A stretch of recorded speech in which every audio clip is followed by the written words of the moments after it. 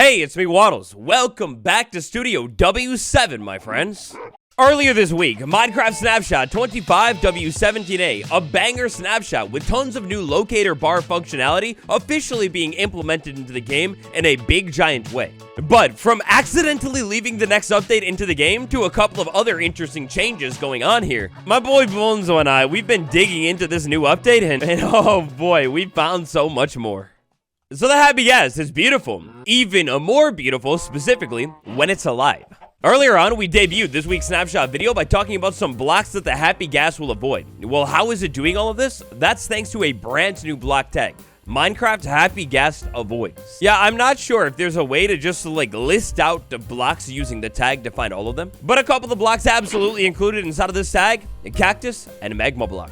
Plot twist, a little bit of one. So this week over on Bedrock, a brand new preview dropped, 1.21.90.20. We're running out of numbers here. Come on. I really hope the devs fix this numbering system soon, and at the least, does this mean 1.22 is next? Now, for the most part, this preview was basically a catch-up preview, bringing all of those leash mechanics over to Bedrock Edition. A whole lot of beautiful, vibrant visual stuff, we'll talk about it soon, and some happy ghast polishing as well. But over on the preview, I wanted to check this out real quick because, ooh, boy, this is fresh, a brand new UI screen, and look at how tasty this is. So previously, we were looking at a screen that would have been a little bit more like page 2 here, where we just have a bunch of worlds listed one after the other. Now, on page 1, your most recent world gets to this big, wide load of a screenshot, and oh my god, is that beautiful looking or what? Also, I want to say these little buttons up here popped up maybe in the last preview last week around, and now, well, yeah, they're still here. A little bit of a weird stitch going on over on Bedrock, though. The locator bar is still tucked behind an experimental toggle. As we learned from this week's round of Java updates, that's no longer the case. So this summer update, with an alleged release date sometime in June, it's not quite in perfect parity on Java and Bedrock. They've still got a little bit of catch-up work to do, and still about a month's worth of time for brand new features. Hopefully next week, please. The clouds, ever since not only this week, but the week before, they've been looking a whole lot different on Minecraft to Java. Now, alongside some beautiful cloud of polishing and fixing up that went down inside of this week's preview, we actually have a gigantic new setting. I'm a clown, but not just a clown, the king of the circus. So I was talking all about in the snapshot video how, wow, with a low render distance, this is 2. But maybe if I wasn't so dramatic and had a little bit more of a normal render distance, but still kind of low, so maybe 12 here, well, the clouds are a little bit glitchy looking because they extend, well, I mean, they extend pretty much indefinitely all the way over to the horizon. It's odd. Well, I don't know how I missed it. In fact, I do. It's tucked all the way down at the bottom of this menu. It's so long at this point. Cloud distance. This is a brand new toggle in which you can adjust here to specifically set how far off into the distance you want the clouds to actually go. So let's check this out here. Let's go back to my normal settings. 32 render distance. 128 chunks is how far this thing goes. And right now, in my opinion, a little odd. So instead here, if I were to lower this all the way down to 2 chunks, well, the clouds are basically not even visible when I set it to 2 chunks. So let's go ahead and maybe bump that up somewhere in the middle, 21. With the cloud render distance set at 21 chunks maximum here, we can see that the clouds do generate, but they pretty quickly fade out. Now, I've been messing around with this toggle quite a bit here to find the best aesthetic. So what I've found here, and in my opinion, what looks properly best and makes the most sense is having your cloud toggle double whatever your render distance is.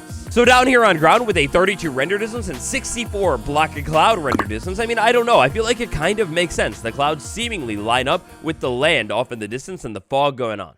All right, next up, you saw it from the title, but I think Mojang accidentally left next week's update in this week's snapshot.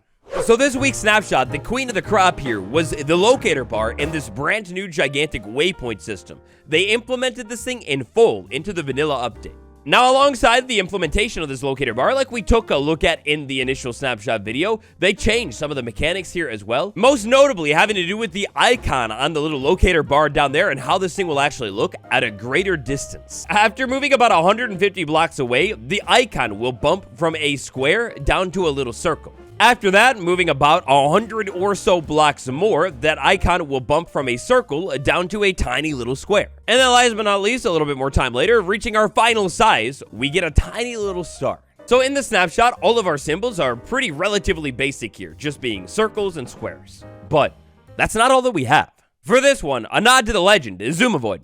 I think you might have found it. So actually, thanks to Mojang themselves, they put us onto the trail of this little weird change or thing here. Each sprite is searched with a prefix of this information and then the direct directory within the game files. This is going to be the specific location within the game's files for that locator.icon. For now, I think it's about time we take a deep dive into this new version of Minecraft. Highly technical system here, opening up the internal logistics and numbers. A deep dive into the depths like no other would dare to do. Assets, Minecraft, textures, then we go over to GUI. After that, it seems like we hit a dead end, but no. Next up, we're gonna dive into sprites, HUD, and then right here at the top, we have a brand new folder called locator bar dots. Default 0, 1, 2, and 3. Those are the ones used inside of the game. This is the big square, that's the tiny square, those are the middle states in between.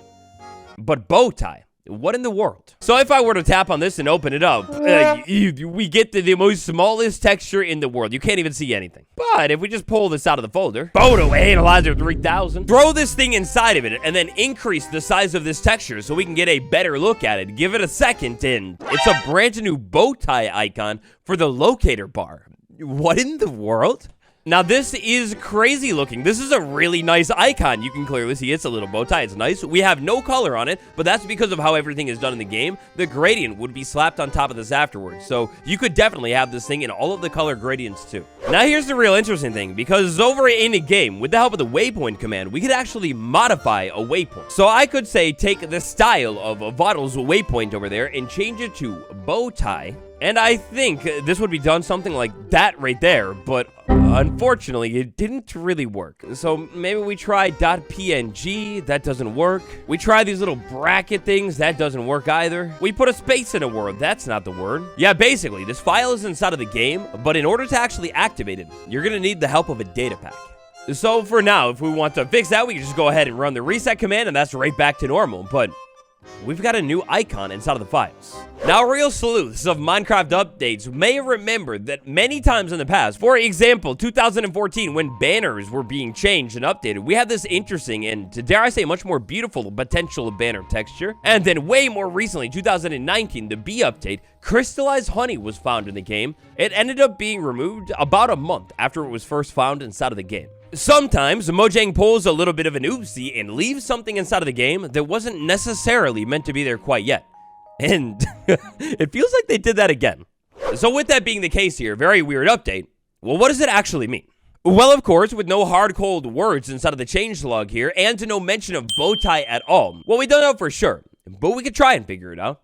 Bow ties, as you would know if you're either Italian or real fancy, it's either going to be a type of pasta or perhaps a fancy piece of clothing.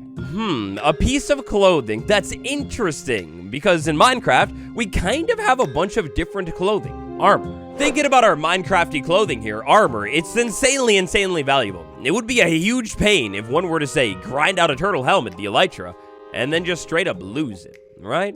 I'll be honest, I don't know how all of this madness would really get implemented here, but this kind of makes me think that maybe perhaps sometime soon, Mojang is going to implement a new mechanic in which somehow, maybe we'll be able to track armor stands or armor in general, seeing as this all uses entities and armor stands are exactly that, an entity. Maybe there'll be some kind of way, maybe perhaps we use a compass on an armor stand and then all of a sudden the bow tie icon will pop up on the locator bar, and you know, that could help us be able to locate and never lose our trusty armor stands again.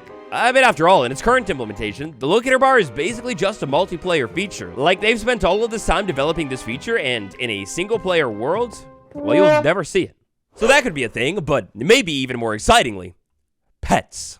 Oh my god, could they be about to do it? So think about the last update. Inside of the Spring Drop update, they added all of these new mob variants as beautiful, but they also upgraded dogs even more with unique personalities. Again, think of a single player setting. Right now, you would never see the locator bar, that is, unless you're able to put your sweet and dear pet, to maybe the dog, the cat, whatever you want, onto the locator bar. Alright, so this one, maybe it's a little bit more of a stretch, but at the same time, I don't really think it is. A bow tie, a bow. What do you put on a pet? A cute little thing that you love? Well, maybe you put a bow on it. Adorable.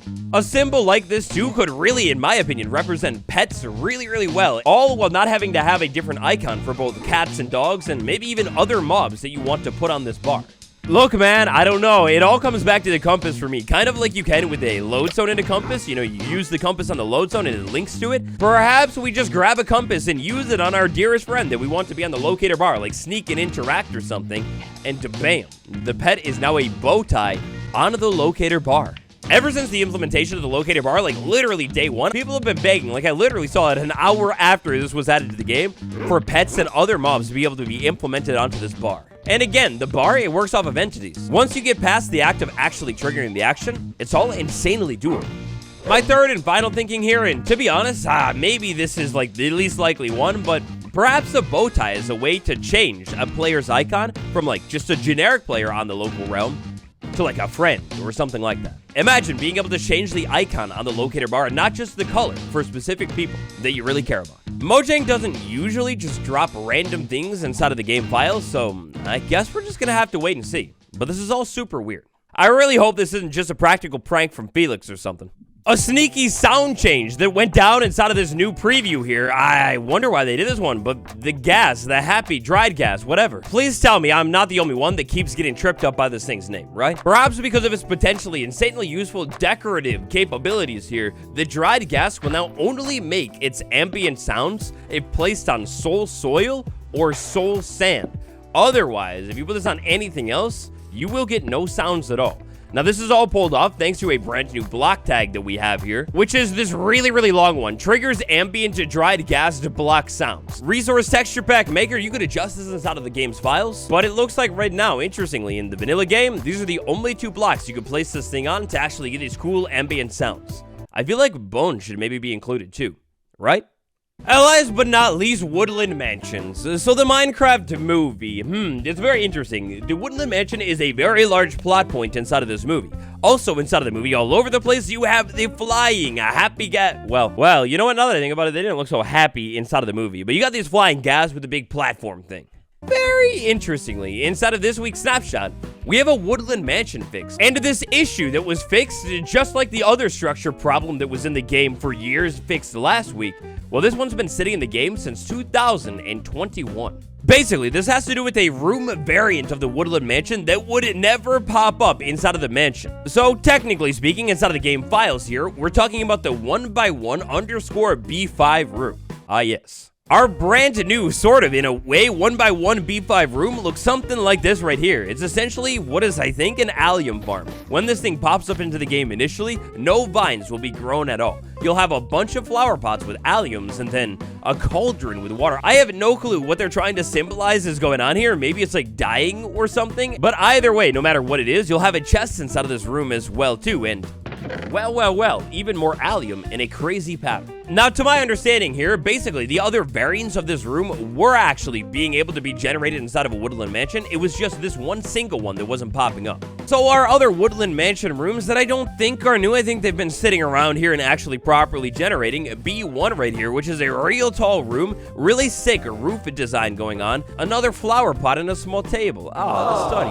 B2 is a whole lot more evil themed. The pillagers, oh wow, they got a table based off of their aesthetic. And then like, what are these, chimneys or something on the wall? I don't know. B3 is the most advanced one, and I've definitely seen this one before. It's like a large, chunky Minecraft bed, maybe a small furnace, fireplace. They should totally come back and update this structure. Add a campfire right there, right? And then a small little tree inside of the room too. And that could be an azalea bush in a pot now, right? Last but not least, we've got B4. The alliums, they're back in full swing, and this time, bookshelves, bookcases all over the place. Yeah, look, I don't know about you and what you would think about updating an old structure, adding new files to it, but just about every single one of these rooms, I can think of newer blocks that have since been added to the game after the addition of the Woodland Mansion that could go so hard in all of these room variants.